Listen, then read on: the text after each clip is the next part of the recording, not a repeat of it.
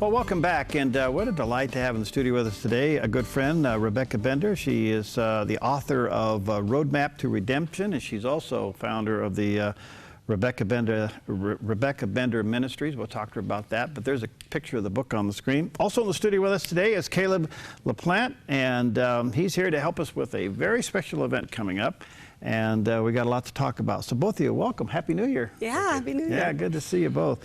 And first of all, for those who don't know you, Rebecca, let's start with you. Just quickly, your story, if you can condense it. Yeah, everyone, we always need the condensed version, right? Well, I'm a survivor of sex trafficking. I was born and raised here in Southern Oregon, graduated from Grants Pass High School, was a great kid in school, good grades, varsity athlete, and went off to go to college and was lured by a guy who I met on the college campus pretending to be my boyfriend.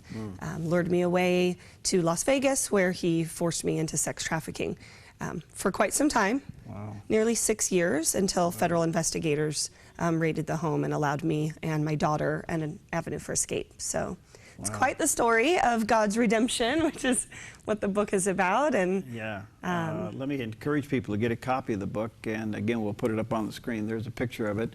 And you can get it online, but check it out. It's at Evangel and the bookstores, Roadmap to Redemption.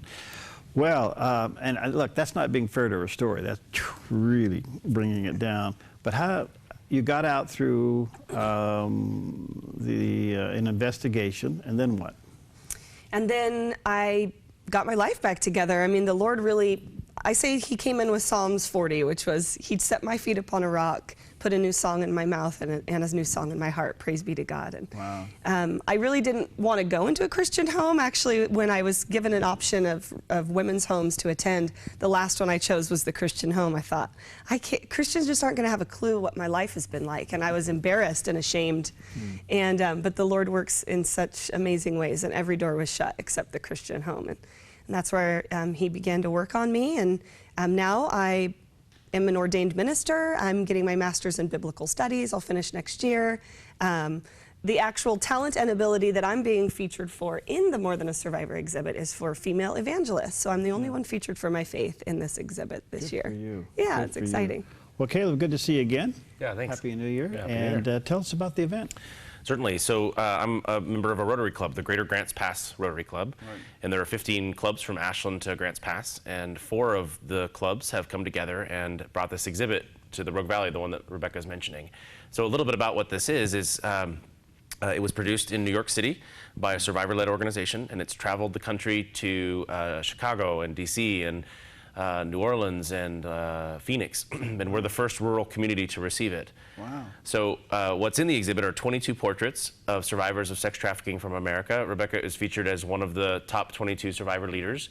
And so for our community, coming out to this exhibit to learn about the issue, what is sex trafficking, but then also to frame it in a positive light, the talent and skills and abilities that each survivor is featured for in their portrait, really celebrate what is possible, what great triumphs are possible out of really tragedy in life and trauma.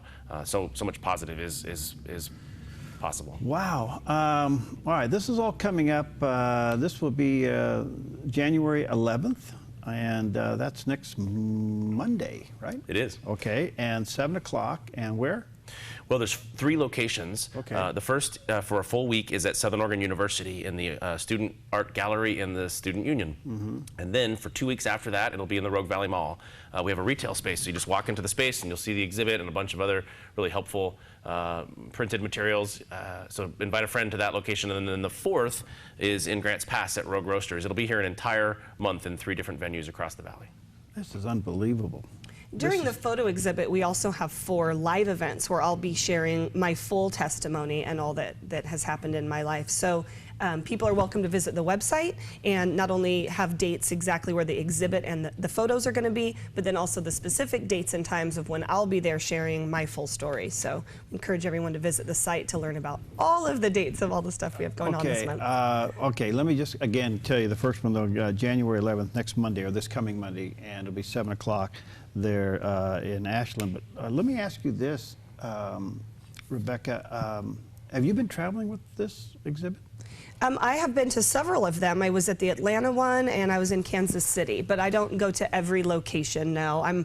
I'm busy as a speaker and a CEO of our own organization. We advocate and mentor survivors all across the country who live in small communities like Medford and Grants Pass. So we get really busy. How's the awareness going? I know that there for a while it was something nobody talked about. It was kind of over here, even in Southern Oregon, And now we have Redemption Ridge. We got full-blown things are going out there. How's it going? I think awareness is obviously going, and it's bringing a lot of change. Since we've been doing a lot of work, even with just this campaign, we've received people that are calling in and maybe are being exploited, and that they can receive our services and support and help. I think one of the shifts that are starting to take place in the anti-trafficking movement is starting to really shift towards survivor-led, survivor leaders, survivor consultant, because survivors are really the only ones who are there that can really tell people how it was, right, what happened, what was going on in the car when he's transporting.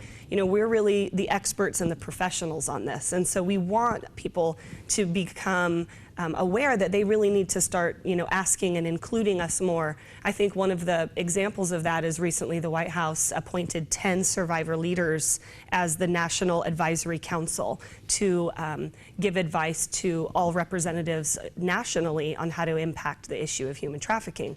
2 of the women on the council are actually featured in this More Than a Survivor exhibit. So really got some great people that are on this tour.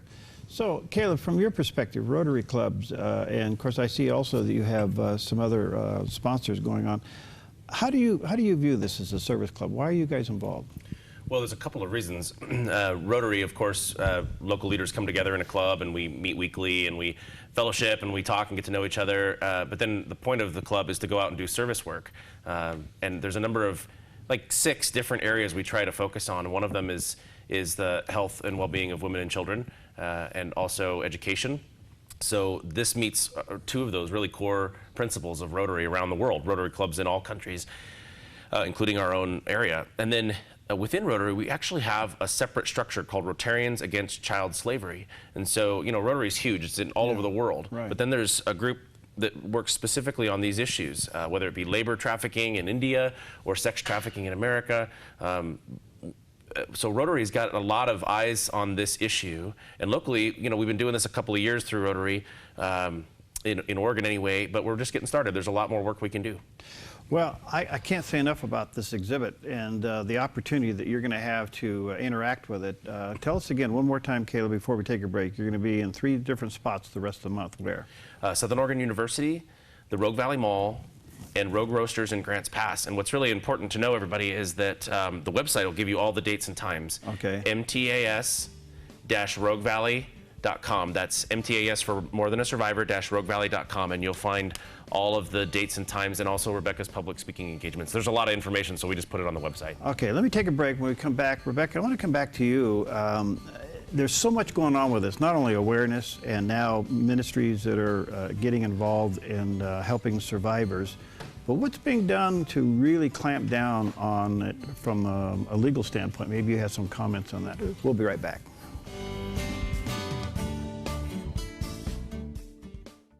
I'm Paulina Leiser, producer of Focus Today. Thank you for watching this video, and make sure to check our other videos at theDove.us.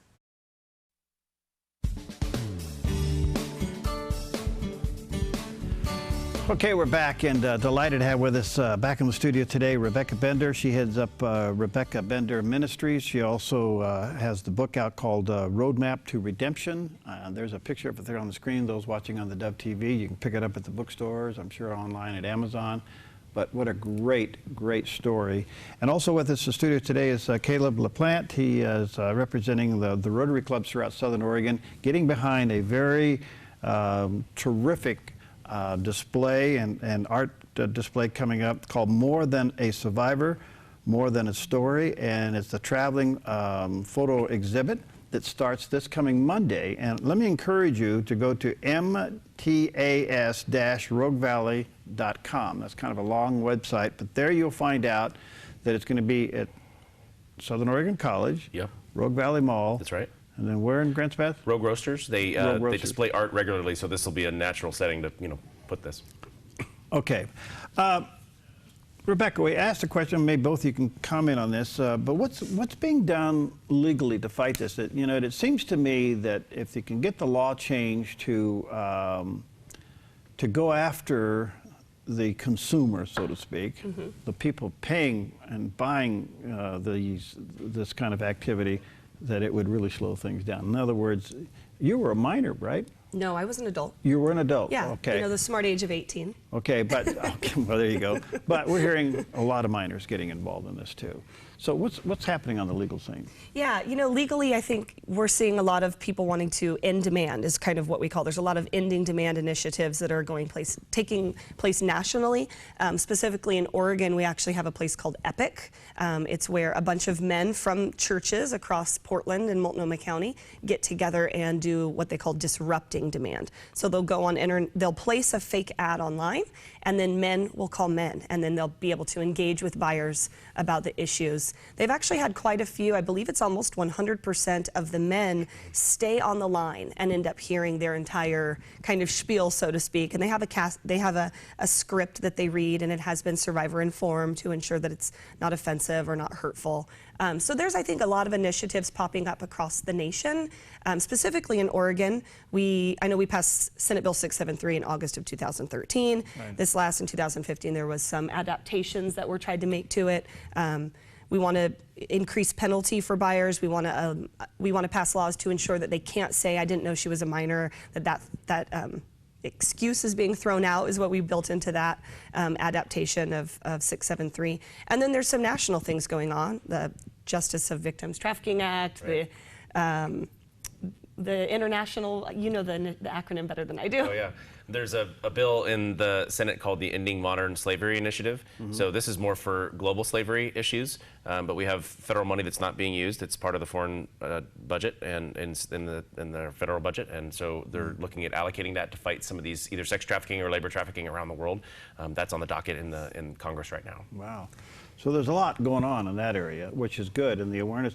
Now you do something interesting. I did not know that you do emergency room training.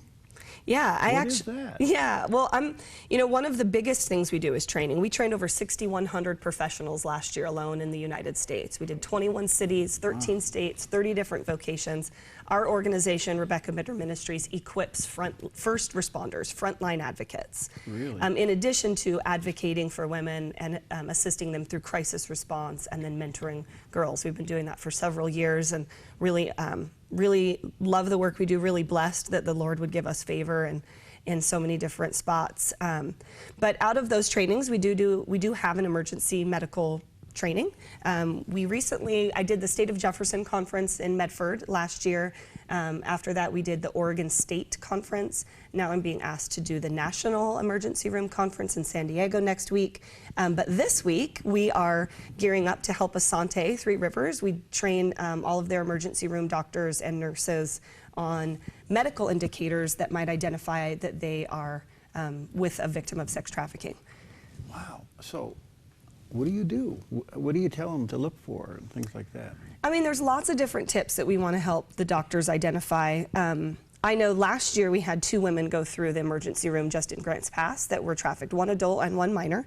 Thankfully, that staff did notice something was wrong, right? I think never in a small community do we think human trafficking, but they knew something was wrong and they called Women's Crisis and the lady was put into a women's shelter, and then they called me and we were able to help get her some resources. But other signs would be, not wanting to be alone, that they're always needing someone with them in the room, whether it's a male or female.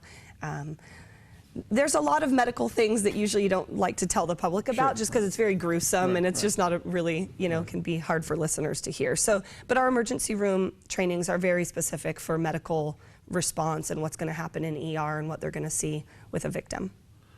So by the time they end up in ER, that's pretty traumatic. Yeah, and they're there for all sorts of reasons. I know when I was being trafficked, I ended up in the emergency room for dehydration and overexhaustion. So while in a hotel, walking from my car to the hotel room, I collapsed in the middle of the hotel, and they called 911. An ambulance picked me up, and the doctor said, "When was the last time you slept or drank water?" And within an hour, my trafficker pulled up to the emergency room and grabbed me by the hair and pulled me out of the hospital. This was in Las Vegas. So it's not always, I think, what doctors think. It's not always going to be a rape scene, right? And I think a lot of times with doctors, they'll say, "Oh, well, she's not a room 13, or she's not a rape scene, so she's not trafficked." So we want to let them know there's many reasons that they show up to the emergency room, sometimes having nothing to do potentially with rape, that has to do with some other external indicators. Wow. Is Rotary involved in anything like that? Are you guys with part of the training and supporting any of that? Well, we're supporting some of that. The CEO of Asante Three Rivers is a Rotarian, and that's partially what got his attention on some of this. It's pretty interesting how Rotary works, where you get leaders together and they start wanting to support each other on things. Bigger picture, Rotary International and Rotary US, out of some of our conferences and awareness events come things like this, where we're connecting survivors with local resources, local professionals, and bringing the education into communities as a result of things that we do, usually awareness or policy related. All right, let me say to our viewers and listeners again, the website is mtas-roguevalley.com, and you can learn more about the traveling photo exhibit, which actually starts coming up this Monday at the Southern Oregon University. Then it goes to the Rogue Valley Mall, and then it'll end up in Grants Pass. So what a great opportunity. And again, tell us about the exhibit quickly. Certainly. Well, I'll tell you what, Perry, if I may, I'll tell you about the big speaking event that's coming up shortly. I'll let Rebecca talk about the exhibit one last time. Saturday, January 16th at Southern Oregon University at 6 p.m. They have a large 400 capacity person room, and Rebecca will be speaking along with two other national speakers that have flown in to join her and complement her presentation. It'll be a really unique opportunity and a large venue to come to. It's open to the public and free. Make sure to get there early. We'd really love to have the public come out on January 16th to Southern Oregon University and fill that room. Rebecca, you want to finish with the exhibit again? Yeah, the More Than a Survivor exhibit features 22 amazing survivors that are going to have their bios listed of not only things they've been through, but their talent and ability that's far beyond one traumatic incident that happened to them years ago, that they're mothers and wives and authors and presenters and CEOs and bakers and doctors. I mean, the list goes on and on. So hopefully through the exhibit, we're letting people know your past does not have to define your future, that God can turn any mess into a message, and it's really an amazing event, and we'll be having 4 live events where we're speaking about it. So please visit the website and then join us. Well, I will say, Rebecca, you again are an example, something I've said for 30 some odd years on radio and television.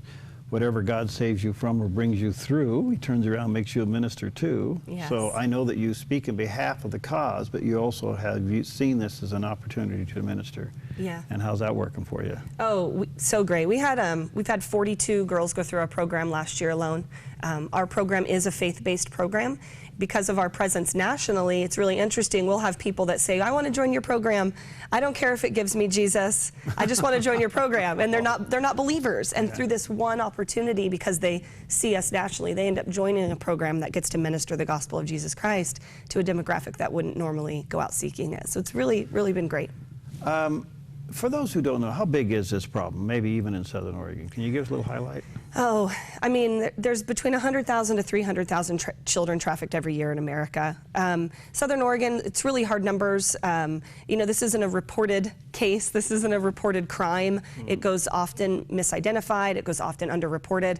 Even when we talk and work and train with Oregon state prosecutors, sometimes getting a human trafficking charge specifically is really difficult. So often they will prosecute the trafficker or the buyer with other charges like kidnapping or statutory rape or things like that. So when you go to pull numbers, it doesn't always reflect the actual case. I think anyone who tries to give you a specific number on this, really doesn't know it. So it's a really hard underreported crime to get a number on. But I do know that I-5 is a main thoroughfare for this kind of activity. They're watching it. I think the police are becoming more aware of it and how to look for it now. Yeah, well, I'm a part of the Oregon Human Trafficking Task Force, which meets every month in Portland, and we have a variety of stakeholders on that task force that monitor what's going on in the state of Oregon as a whole.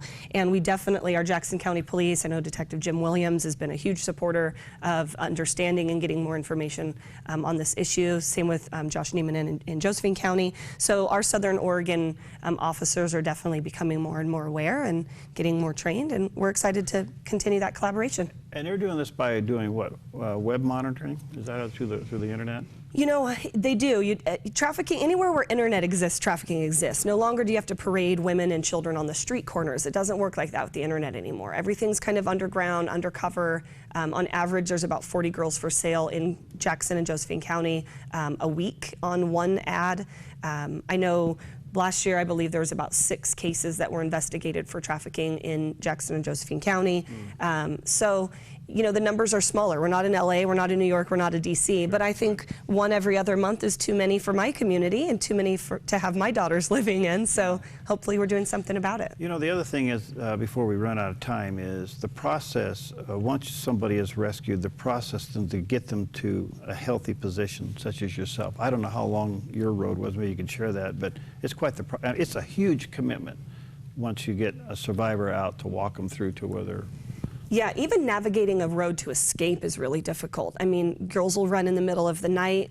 You know, a lot of times organizations aren't open until Monday at 9, and so what do we do with her Friday at 2 a.m., or technically Saturday, to get her in the meantime until we can get her to a facility? You know, obviously benevolence funds are always needed to pay for Greyhound bus tickets or airfare if she's far. It's navigating the road to escape is always in itself is even hard. Then usually a really sound, trauma-informed, survivor-informed program is going to take at least a year, minimally. I know I spent 18 months in a woman's home before I felt ready and equipped to be, you know, normal again. Yeah. Can some of these lead to arrests and convictions? Oh, always. Always. Oftentimes the females, unfortunately, get arrested more than the males, and so we end up getting victims that are trying to escape, that we end up having a lot of red tape to go through with the legal system, probation fees to transfer counties we have to pay for, or states we have to pay for, trying to help women get their records expunged or their charges removed because it was during time of trafficking. There's a lot of other statewide initiatives that we're doing in terms of policy. But the males, it can lead to prosecution if the girl's wanting to talk. Sometimes when they've been through that kind of trauma, it's really hard to get them to open up immediately, and there tends to be this urgency from law enforcement and advocates to like, tell me, tell me, tell me, and we want to tell, that's part of our training, is we say, give her some time to trust you, and then she's going to open up. So these cases are hard. They take a lot longer than normal cases, and that's what we try to help and equip law enforcement to expect. Huge topic, and I am so glad that it's now coming to the surface. More and more people are talking about it in Southern Oregon. We actually have a ministry involved in it, Redemption Ridge. You want to get a copy of Rebecca's book called A Roadmap to Redemption. It's a fascinating story. If you can, a couple of things. Check out the More Than a Survivor photo exhibit that's coming to Southern Oregon. Starts this coming Monday at Southern Oregon University, then eventually gets over to the mall, and then over to Grants Pass. And one more time, Caleb, about the Stevenson Union event coming up this next Saturday, not this Saturday, but the following Saturday. Saturday the 16th, yeah, at 6 p.m. Rebecca will be speaking, and we have representatives from the International Justice Mission there.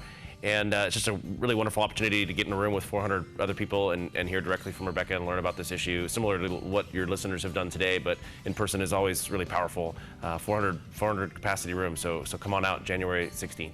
All right, and that is a free event over there at the Southern Oregon University there in the Stevenson's Union. Starts at 6 o'clock. Rebecca and Caleb, thank you so much. Thank you. Yeah, thank you both. Thank you for Rotary get involved in this, and Asante and NBC5 and others. I want to say thank you for what you're doing, and God bless you. Thank you. Your story is wonderful, and what you're doing is wonderful, and look forward to having you back often. Thank you. Okay, Appreciate it. We'll see you next time on Focus Today.